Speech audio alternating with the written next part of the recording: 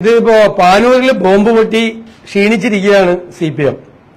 ആരെ കൊല്ലാൻ വേണ്ടിയിട്ടാണ് ഈ ബോംബ് ഉണ്ടാക്കിയതെന്ന് മറുപടി പറയാൻ പറ്റിയിട്ടില്ല. എന്തായാലും RSSുമായിട്ട് സന്ധി ചെയ്തതുകൊണ്ട് RSSകാരെ കൊല്ലാനല്ല UDFകാരെ കൊല്ലാനാണ് ബോംബ് ഉണ്ടാക്കിയത്. കഴിഞ്ഞ നിയമസഭാ തെരഞ്ഞെടുപ്പിന്റെ പിറ്റേ ദിവസം മൻസൂർ എന്ന UDF അന്ന് തന്നെ മൻസൂർ എന്ന് പറയുന്ന പ്രവർത്തകനെ ബോംബെറിഞ്ഞ് കൊന്ന പാർട്ടിയാണിത്. അതേ പാർട്ടി ഇപ്പോഴും ഈ പാർലമെന്റ് തെരഞ്ഞെടുപ്പിൽ ബോംബ് ഉണ്ടാക്കുന്നത് ഞങ്ങളെ UDFകാരെ കൊല്ലാൻ വേണ്ടിയിട്ടാണ് ബോംബ് ഉണ്ടാക്കിയത്. അപ്പൊ ആ ബോംബ് രാഷ്ട്രീയം തകർന്നപ്പോ പുതിയ നുണബോംബുമായിട്ടാണ് സ്ഥാനാർത്ഥിയും CPM വന്നിരിക്കുന്നത്. ഇത് കുറേ ദിവസം മുമ്പ് തുടങ്ങിയതാണല്ലോ. കഴിഞ്ഞ മാസം 25-ാം തീയതി ഒരു പരാതി കൊടുത്തല്ലോ. എന്നിട്ട് തെരഞ്ഞെടുപ്പ് കമ്മിറ്റി CPM ജില്ലാ സെക്രട്ടറി ഉൾപ്പെടെയുള്ള ആളുകൾ പത്രസമ്മേളനം നടത്തി. ആർക്കെങ്കിലും മുഖ്യമന്ത്രിക്ക്, തെരഞ്ഞെടുപ്പ് കമ്മീഷണർക്ക്, DGPക്ക്, SP-ക്ക്, ലോകത്തെ എല്ലാവർക്കും പരാതി കൊടുത്തു. കഴിഞ്ഞ 25-ാം തീയതി. ഇപ്പൊ 3 ആഴ്ച കഴിഞ്ഞു. അപ്പൊ ഈ മുഖ്യമന്ത്രി ഒരു നടപടി അതിനകത്ത് സ്വീകരിച്ചില്ലേ? LDFന്റെ തെരഞ്ഞെടുപ്പ് കമ്മിറ്റി ഒരു പരാതി മുഖ്യമന്ത്രിക്കും DGPക്കും കൊടുത്തിട്ട് മുഖ്യമന്ത്രിയും CPM-ഉം അല്ല മുഖ്യമന്ത്രിയും പോലീസും കഴിഞ്ഞ 3 ആഴ്ചക്കിടയിൽ ഒരു നടപടി സ്വീകരിച്ചില്ലല്ലോ. അതെന്താ സ്വീകരിക്കാറുന്നത്? ഞങ്ങൾ ഒരു സ്ത്രീകളെയും അല്ലെങ്കിൽ ഒരു എതിർ സ്ഥാനാർത്ഥിയെയും അപമാനിക്കുന്ന പ്രസ്തുതിക്കുന്നില്ല. ഞങ്ങളതിനെ പ്രോത്സാഹിപ്പിക്കില്ല. ഇതൊക്കെ CPM നിരന്തരമായി ചെയ്തുകൊണ്ടിരിക്കുന്ന കാര്യമാണ്. അപ്പൊ വൈകാരികമായി തൊണ്ടയിററിക്കൊണ്ട് പറഞ്ഞു എന്നൊക്കെ പറഞ്ഞ് വാർത്ത വരുത്തിയാണ്. ഇത് 20 ദിവസം മുമ്പ് നടന്ന കാര്യത്തിൽ പരാതി കൊടുത്തിട്ട് ഒരു നടപടി സ്വീകരിച്ചില്ലെങ്കിൽ മുഖ്യമന്ത്രിയോട് ചോദിക്കണം, നിങ്ങൾ എന്നാ നടപടി എടുക്കാത്തതെന്ന്. ആരെങ്കിലും അങ്ങനെ ചെയ്തിട്ടുണ്ടെങ്കിൽ നടപടി എടുക്കുന്നതിൽ ഞങ്ങൾക്ക് യാതൊരു വിരോധമില്ല. പക്ഷെ അതോടൊപ്പം KK രമയെ ആസ്ഥാന വിധവ എന്ന് വിളിച്ച് അധിക്ഷേപിച്ചപ്പോ ഈ ശൈലജയൊന്നും ഉണ്ടായിരുന്നില്ല. ഇപ്പൊ അതിന് സ്റ്റേറ്റ്മെന്റ് കൊടുത്ത വൃന്ദാകാരാട്ടും ഉണ്ടായിരുന്നില്ല. ലതിക സുഭാഷിനെ അച്യുതാനന്ദൻ അധിക്ഷേപിച്ചപ്പോഴും ഉണ്ടായിരുന്നില്ല. ഇവിടെ ഈ അതിജീവിതയെ മെഡിക്കൽ കോളേജിൽ വെച്ച് പീഡിപ്പിച്ച, IC യൂണിറ്റിൽ വെച്ച് പീഡിപ്പിച്ച, സർജറി കഴിഞ്ഞ് കിടന്ന ആ അതിജീവിതയെ വളഞ്ഞിട്ട് ആക്രമിക്കുകയാണ് ഇവര്. അപ്പോഴും ഇവരെ ആരെയും കണ്ടില്ല. ഈ സ്ത്രീപക്ഷവാദികളെ ആരെയും കണ്ടില്ല.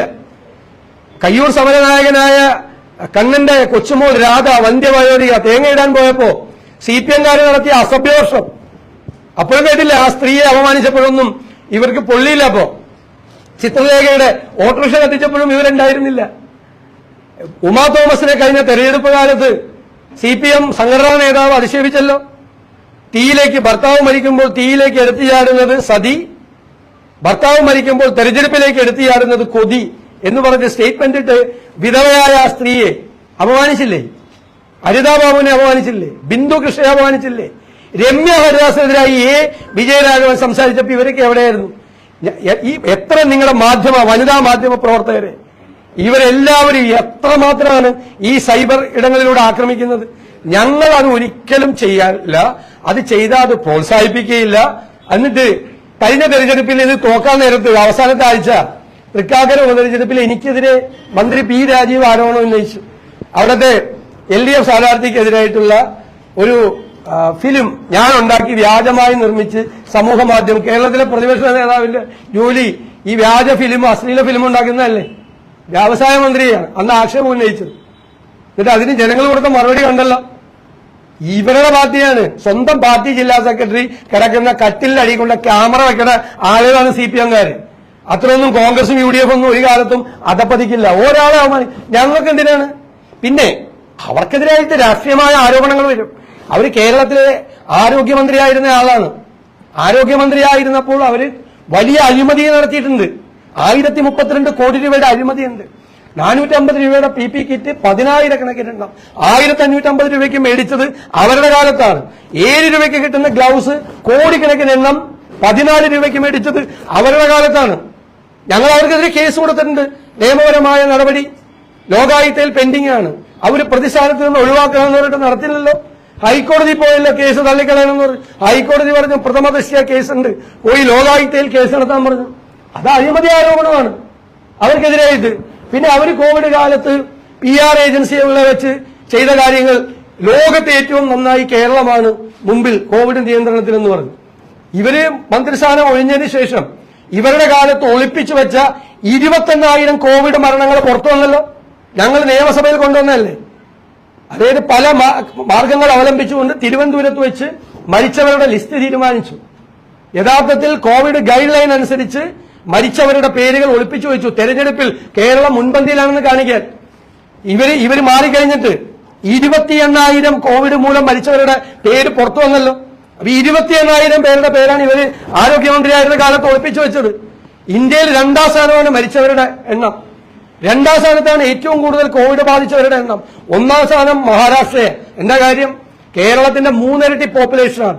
9.25 കോടിയാണ് അവിടുത്തെ പോപ്പുലേഷൻ. അപ്പൊ യഥാർത്ഥത്തിൽ ശതമാനം നോക്കിയാൽ ഏറ്റവും കൂടുതൽ ആളുകൾ മരിച്ചത് കേരളത്തിലാണ് കോവിഡ് മൂലം. ഏറ്റവും കൂടുതൽ ആളുകൾക്ക് കോവിഡ് ബാധിച്ചത് കേരളത്തിലാണ്.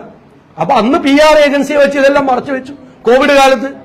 ഇപ്പൊ അതേ PR ഏജൻസിയെ വെച്ച് വൈകാരിക പ്രതികരണവുമായി നുണബോംബ് പൊട്ടിക്കാൻ ഇറങ്ങിയിരിക്കുക. അതൊക്കെ തെരഞ്ഞെടുപ്പിൽ ജനങ്ങൾക്ക് മനസ്സിലാവും. പിന്നെ വേറൊരു കാര്യം പറഞ്ഞല്ലോ, ഷാഫി പറമ്പിലിന് വേണ്ടി പ്രകടനം നടത്തിയവര് തൊഴിലുറപ്പ് തൊഴിലാളികളെ അപമാനിച്ചു. ഞാനാണ് ആദ്യം പറഞ്ഞത്.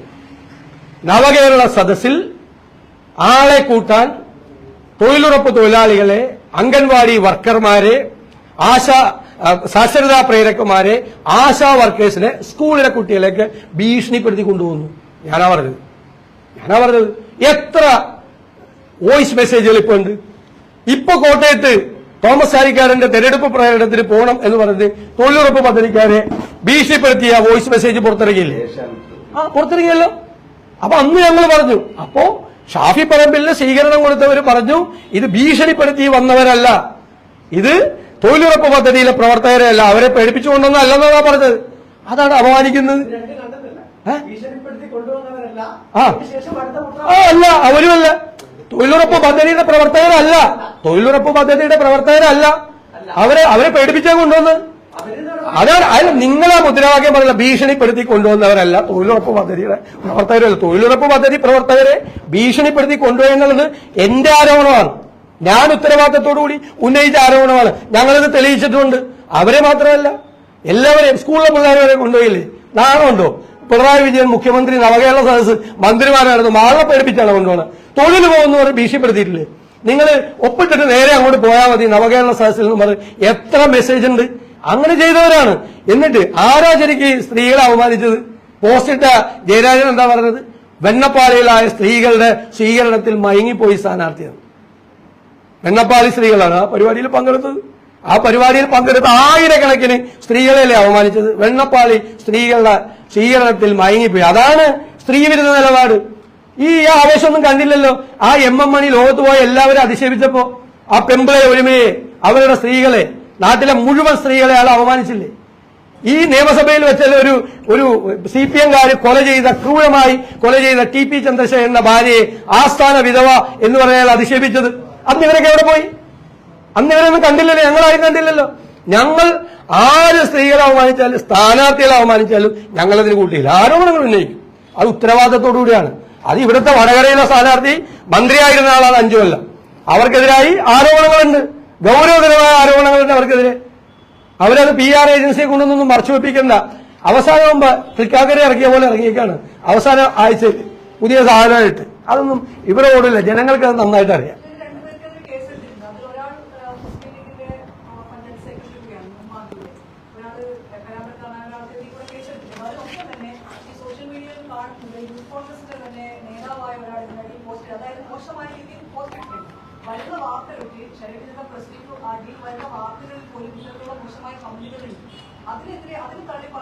ഞാനൊരു കാര്യം കാണിച്ചാൽ ഇപ്പോ എന്റെ ഇൻസ്റ്റാഗ്രാമിൽ ഞാനിട്ടിരിക്കുന്ന പോസ്റ്റിന്റെ അടിയിൽ വന്ന് പറഞ്ഞിരിക്കുന്ന കേട്ടോ അല്ല കേൾക്ക് എന്നാ ഇയാൾ പറയും. ഇയാൾ ചോദിച്ചിട്ട് അതിൽ മറുപടി പറയും. ഞാൻ പറയട്ടെ മറുപടി. നിങ്ങൾ ചോദിച്ചിട്ട് ഞാൻ മറുപടി പറയട്ടെ. നിങ്ങൾ എന്നിട്ട് എന്റെ കയറിയിട്ട് സംസാരിക്കുന്നത്? ഞാൻ നിങ്ങൾ ചോദിച്ചതിന് മറുപടി പറയാം, ഇല്ലെങ്കിൽ ചോദിച്ച് തീർന്നിട്ട് ഞാൻ പറയാം. ചോദിച്ചോ. അത് ചോദിച്ചല്ലോ നേരത്തെ.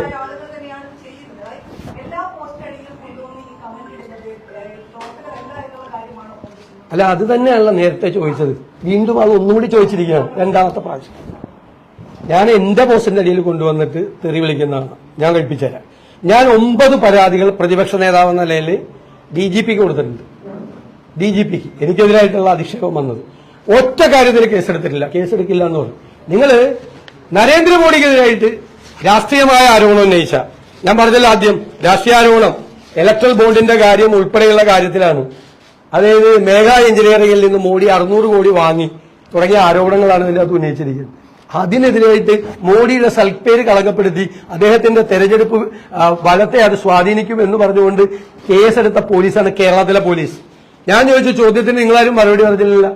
25 തീയതി മുഖ്യമന്ത്രിക്ക് കൊടുത്ത പരാതിയല്ലേ ഇലക്ഷൻ കമ്മിറ്റി, CPM-ന്റെ ജില്ലാ സെക്രട്ടറി കൊടുത്ത പരാതിയിൽ 3 ആഴ്ചയായിട്ട് പോലീസ് എവിടെയായിരുന്നു?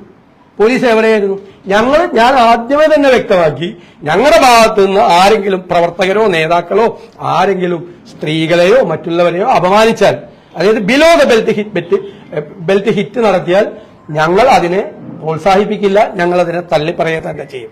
ഞങ്ങൾ അതിനെ ഓൺ ചെയ്യില്ല. നിങ്ങളിത് മുഴുവൻ ഓൺ ചെയ്യുമായിരുന്നു. വനിതാ മാധ്യമ പ്രവർത്തകർക്കെതിരായിട്ട് ഞാൻ എഴുതിയത് ഞാൻ മോക്ക് തരാം. ഈ പോരാളി ഷാജി എന്ന് പറയുന്ന LDF-ന്റെ സൈറ്റിൽ നിന്നും അറിയപ്പെടുന്ന LDF നേതാക്കളുടെയും അറിയപ്പെടുന്ന ലോക്കൽ കമ്മിറ്റികളുടെയും ഏരിയ കമ്മിറ്റികളുടെയും അക്കൗണ്ടിൽ നിന്ന് മാധ്യമ പ്രവർത്തകരായ വനിതകൾക്കെതിരായിട്ട് നടത്തിയ ഹീനമായ സൈബർ ആക്രമണങ്ങളുടെ ലിസ്റ്റ് എടുത്ത് ഞാൻ തരാം, ഒന്ന് വായിച്ചു. അതിന് ആർക്കെങ്കിലും എതിരെ കേസെടുത്തിട്ടുണ്ടോ? ഒരു കേസ് കൊടുത്തിട്ടില്ല. ഒരു അധിക്ഷേപവും ഇവിടെ നടന്നിട്ടില്ല. ആ രീതിയിൽ ഞങ്ങൾ സ്ഥാനാർത്ഥിക്കെതിരെയാണ് പറയുന്നത്. ഷാഫിയുടെ ജോലി അതല്ലേ? ഷാഫി സമൂഹ മാധ്യമങ്ങളിൽ LDF-ന്റെ സ്ഥാനാർത്ഥിക്കെതിരായിട്ട് ഇതുണ്ടാക്കുന്നതല്ലേ, കണ്ടന്റ് ഉണ്ടാക്കുന്നതല്ലേ ഷാഫിയുടെ ജോലി. അപ്പൊ അവർക്ക് ഷാഫി ഒന്ന് അവമാനിക്കണം, ഷാഫി ഒന്ന് വഷളാക്കണം. അത് പോക്ക് കണ്ട ആർക്കും തോന്നും. സ്ഥാനാർത്ഥിയുടെ മുന്നോട്ടുള്ള കുതിപ്പ് കണ്ട വ്യാജ ഐഡി ഉണ്ടാക്കിയിട്ട് അതിൽ 2 തരത്തിൽ പോസ്റ്റ് വന്നിട്ട്, ഒന്ന് കോൺഗ്രസിന് പിന്തുണ കൊടുക്കുന്നതായിട്ട് AT അബൂബക്കർ മുസ്ലിയാരുടെ സ്റ്റേറ്റ്മെന്റ്, രണ്ടാമത്തേത് ടീച്ചർ അമ്മയല്ല ടീച്ചർ ബോംബ് ടീച്ചർ സ്ഥാനാർത്ഥിയാണ് എന്ന രീതിയിൽ 2 പോസ്റ്റുകൾ. ഇതിനെതിരെ AP പരാതി കൊടുത്തോട്ടെ, അതിന് കേസെടുത്തോട്ടെ. ഞങ്ങൾക്ക് പല പരാതി ഉണ്ട് അതിനകത്ത്. ഞാൻ ചോദിക്കുന്നത് 3 ആഴ്ചയായിട്ട് മുഖ്യമന്ത്രി ഇതെടുത്ത് പെട്ടിയിൽ വെച്ച് എന്താ കാര്യം എന്നാണ് എന്റെ ചോദ്യം. അന്ന് കേസെടുക്കുമായിരുന്നു എന്നാണ് എന്റെ അഭിപ്രായം. 26-ാം തീയതി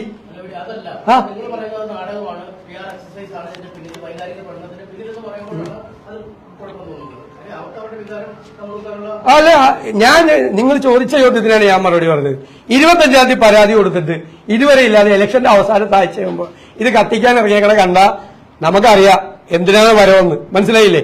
അവസാനത്തെ ആയുധം പുറത്തേക്ക് എടുക്കുക. ഈ കഴിഞ്ഞ 3 ആഴ്ച എവിടെ പോയിരുന്നു ഈ സംഭവം? അത് ഞാൻ പറഞ്ഞില്ല. അച്ചുവമ്മനെതിരായിട്ട് എന്തെല്ലാം അധിക്ഷേപമാണ് പറഞ്ഞത്. അല്ല, ഞങ്ങൾ കൊടുത്ത പരാതി കൊടുത്തു പോലീസിൽ, ഒരു കേസ് കൊടുത്തില്ലല്ലോ. ഞങ്ങൾ പരാതി കൊടുത്തു, ഞങ്ങൾ കേസെടുത്തില്ല. എന്തുമാത്രം ചെയ്തു അതൊക്കെ ഒന്ന് ഓർപ്പിച്ചാൽ എല്ലാവരും. ഉമ്മൻചാണ്ടിയുടെ സജീവ രാഷ്ട്രീയത്തിലില്ലാത്ത പെമ്മകളെ കുറിച്ച് പുതുപ്പള്ളി തെരഞ്ഞെടുപ്പിന്റെ കാലത്ത് പറഞ്ഞതൊക്കെ ഒന്ന് ഓർത്താൽ മതി, ഒന്നും മറന്നുപോകരുത്. വാർത്തകളുടെ അടിയിൽ വരുന്ന കമന്റുകൾ ഞങ്ങൾ കാണിച്ചു തരാം. ആ സംശയം എന്താ? എങ്ങനെ സ്വന്തം ഐഡി കിട്ടുന്ന അവർക്കെതിരെ പരാതി കൊടുത്ത് നടപടി എടുപ്പിക്കും. ഞങ്ങൾ കൊടുത്തോളൂ. ഞങ്ങൾ ക്ലിയർ ആയിട്ട് പറഞ്ഞല്ലോ, ഇതിനെ ഒന്നും ഞങ്ങൾ CPM ചെയ്യുന്നത് പോലെ കുട പിടിച്ച് കൊടുക്കില്ല. ഞങ്ങളുടെ നിലപാട് വളരെ വ്യക്തമാണ്, ഒരു തരത്തിലും പോവില്ല. ഇത് തെരഞ്ഞെടുപ്പിന്റെ അവസാനം മുമ്പ് പറഞ്ഞ മാതിരി സ്ഥിരമായിട്ട് കൊണ്ടുവരികയാണ്. എന്നിട്ട് ബാക്കിയുള്ളവർക്കൊന്നും ആരും വൈകാരികമല്ലല്ലോ. PT തോമസിന്റെ കേസിൽ ഉമാ തോമസിന് ആ പ്രശ്നമില്ലല്ലോ, ലതിക സുഭാഷ് ഇല്ലല്ലോ, രമ്യ ഹരിദാസിന് ഇല്ലല്ലോ. എന്താണ് പരസ്യമായിട്ട് പാർട്ടി സംസ്ഥാന സെക്രട്ടറി ആയിരുന്നില്ല അന്ന് വിജയരാഘവൻ പറഞ്ഞത്? അത്ര മോശമായിട്ടാ പറഞ്ഞത്. ഞങ്ങൾ ആരെങ്കിലും സംസാരിച്ചിട്ടുണ്ടോ ഈ അതിജീവനെ കുറിച്ച്? അവിടെ ആ നേഴ്സിനെ കുറിച്ച് എന്താ പറഞ്ഞത്? ആ നേഴ്സിനെ സത്യം റിപ്പോർട്ട് ചെയ്ത നേഴ്സിനെ 6 ദിവസം ആ മെഡിക്കൽ കോളേജിന്റെ മുമ്പിൽ ഇരുത്തിയില്ലേ? എന്തൊരു സ്ത്രീവിരുദ്ധ പ്രചരണമാണ് CPM നടത്തുന്നത്, CPM ഹാൻഡിലുകൾ നടത്തുന്നത്. ഞാൻ കേരളത്തിലെ ഏതെങ്കിലും മാധ്യമപ്രവർത്തകർ, ഞാൻ എത്ര പേരുടെ പേര് പറയണം? സിന്ധു സൂര്യകുമാർ, അഖിലാനന്ദകുമാർ, ഷാനി പ്രഭാകർ, എത്ര വനിതാ മാധ്യമപ്രവർത്തകർ നിങ്ങളുടെ സഹോദരിമാർക്കെതിരെ കേട്ടാൽ അറയ്ക്കുന്ന, നമ്മുടെ വിനു വി ജോണിനെതിരായിട്ടൊക്കെ കേട്ടാൽ അറയ്ക്കുന്ന സാധനങ്ങൾ സ്വന്തം ഹാൻഡിൽ നിന്ന് ചെയ്യണ പാർട്ടിയല്ലേ? ഞങ്ങൾക്കൊന്നും അതിനൊന്നുള്ള സംവിധാനമില്ല. വല്ലവരും ഒറ്റയ്ക്ക് വല്ല സ്ഥലത്ത് ചെയ്തിട്ടുണ്ടെങ്കിൽ ഞങ്ങൾ അതിനെ ഓൺ ചെയ്യില്ല.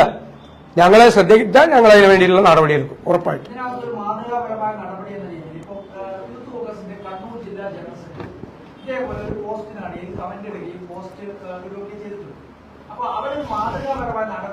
അല്ല, അത് ഞങ്ങൾ പരിശോധിക്കട്ടെ. അങ്ങനെ ഉണ്ടെങ്കിൽ ഒരു പരാതി ഞങ്ങൾ നോക്കട്ടെ, ഞങ്ങൾ പരിശോധിക്കട്ടെ.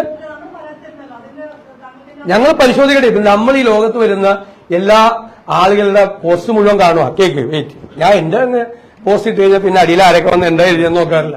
വല്ല സുഹൃത്തുക്കളും വിളിച്ച് പറയുമ്പോഴാണ് അടിയിലും മറ്റൊക്കെ എഴുതി വെച്ചേക്കണം എന്ന് പറയുന്നത്. ഞാൻ ഡിലീറ്റ് ചെയ്തതായിരുന്നു പറയും. ഇപ്പോഴും ഇന്ന് ഇൻസ്റ്റാഗ്രാമിൽ ഒരു സാധനം വന്നപ്പോൾ നമ്മൾ ഡിലീറ്റ് ചെയ്യണം, അതവിടെ കിടക്കട്ടെ എന്ന് പറഞ്ഞു. അത് കാണട്ടെ, മറ്റുള്ളവർ കാണട്ടെ എന്ന് പറഞ്ഞു. എന്തെല്ലാം അധിക്ഷേപങ്ങളാണ് പറയുന്നത്. നിവൃത്തിയില്ലാത്ത 9 പരാതി ഞാൻ കൊടുത്തു. 9 പരാതി. കേരളത്തിലെ പ്രതിപക്ഷ നേതാവ് ഉത്തരവാദിത്തത്തോടുകൂടി എഴുതി കൊടുത്ത പരാതി പോലും കലമ്പില്ല എന്ന് പറഞ്ഞ് തിരിച്ച് കേസെടുക്കാതെ വിട്ട ആളുകളാണ്. ഞാൻ നിങ്ങൾക്ക് കാണിച്ചു തരാം ആ എഴുതിയതൊക്കെയെന്ന്. എത്രയോ സ്ത്രീകളായിട്ട് ബന്ധപ്പെടുത്തിയിട്ടാണ് മോശമായിട്ട് പറഞ്ഞിരിക്കുന്നത്. അതിന്റെ അകത്തൊക്കെ എത്ര കേൾക്കാൻ പറ്റാത്ത അത് നമ്മൾ ചെയ്യില്ലെന്ന്. ഞങ്ങൾ ചെയ്യില്ല. ഞങ്ങൾ ആരെങ്കിലും അങ്ങനെ എഴുതിയിട്ടുണ്ടെങ്കിൽ ഞങ്ങളുടെ ശ്രദ്ധയിൽപ്പെട്ട നടപടിയെടുക്കും. താങ്കൾ പറഞ്ഞത് നിഷേധിക്കുകയല്ല. എല്ലാ പോസ്റ്റും നമ്മൾ കാണില്ല. എല്ലാവരുടെയും പോസ്റ്റിന്റെ അടിയിൽ അടിക്കുറിപ്പ് ആരൊക്കെ എഴുതിയെന്ന് നമ്മൾ കാണും. നമ്മൾ വളരെ കുറച്ചല്ലേ നമ്മൾ കാണുന്നുള്ളൂ. 1001 നമ്മൾ കാണുന്നുള്ളൂ. ഞങ്ങളുടെ ശ്രദ്ധയിൽപ്പെട്ടയോ അല്ലെങ്കിൽ ഗൗരവമായിട്ട് ആരെങ്കിലും പരാതികൾ ഉന്നയിക്കുകയോ ചെയ്താൽ ഞങ്ങൾ അത് ഉറപ്പായിട്ട് തീർച്ചയായിട്ടും ചെയ്യും. ഒരു നിലപാടുമില്ല. ഇപ്പൊ കാണിക്കുന്നതിന് 1-ാം പ്രതി ഇവർ പറയുന്നത് ശരിയാണെങ്കിൽ 1-ാം പ്രതി പിണറായി വിജയനാണ്. 25-ാം തീയതി പരാതി കൊടുത്തിട്ട് ഇയാളെ എവിടെ പൂത്തിവെച്ചത്? മുഖ്യമന്ത്രി മറുപടി പറയട്ടെ. 3 ആഴ്ചയായിട്ട് അതിലെന്തെങ്കിലും ഗൗരവം ഉണ്ടായിരുന്നെങ്കിൽ, സീരിയസ് ആയിട്ടുള്ള എന്തെങ്കിലും അതിന്റെ അകത്ത് ഉണ്ടായിരുന്നെങ്കിൽ 3 ആഴ്ച അത് പൂഴ്ത്തിവെച്ചതിനുള്ള മറുപടി പിണറായി വിജയൻ പറയണം. അല്ലെ ഇത് പ്ലാൻ ചെയ്ത് ആസൂത്രണം ചെയ്ത് തെരഞ്ഞെടുപ്പിന്റെ അവസാനത്തെ ആഴ്ച കത്തിക്കാൻ വേണ്ടി കൊണ്ടുവന്നതാണ്. കത്തിക്കാൻ വേണമെങ്കിൽ കൊണ്ടുവന്നാണെങ്കിൽ അത് സ്വയം പെട്ടുപോകുമെന്ന് മാത്രമേ പറയാനുള്ളൂ. നിങ്ങൾ പറഞ്ഞിരിക്കുന്നത് ഈ മറ്റേ അടിയിൽ കമന്റ് ഇട്ടവരെ പറ്റിയല്ല. ഈ സ്ഥാനാർത്ഥി പറഞ്ഞത് ഷാഫി പറമ്പിൽ നേരിട്ട് ഇരുന്ന പറഞ്ഞത്.